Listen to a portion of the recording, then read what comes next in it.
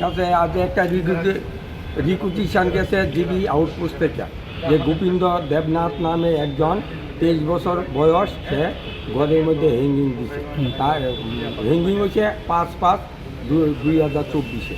তখন তারা ওই দুরন্ত অবস্থা থেকে নামাইয়া জিবিতে নিয়ে এসেছি চিকিৎসা করার জন্য। ডাক্তারের আসার পর ডেটগুলা ঘোষণা করে তখন মর্গে রাখছে। আমরা রাজ্যে রিকুইজিশন দিয়েছে, আমরা ওই পোস্টমর্টম করার জন্য।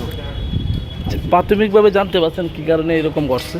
প্রাথমিকভাবে জানতে পারছি তার মানে এর বিয়ে হয়েছিল 6 মাস।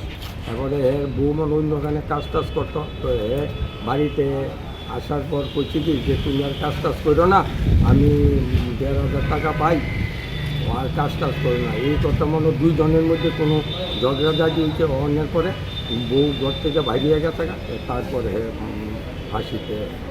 তারপর নিয়ে এসে কে হসপিটালে? হসপিটালে এসে তার আত্মীয় স্বজন। তার নাম কি? গোবিন্দ দেবনাথ। কোনখানে থাকতো? কোনখানে থাকতো? একদম প্রতাপগড়। আপনার নামটা? আমার নাম ASI পরেশচন্দ্র দাস।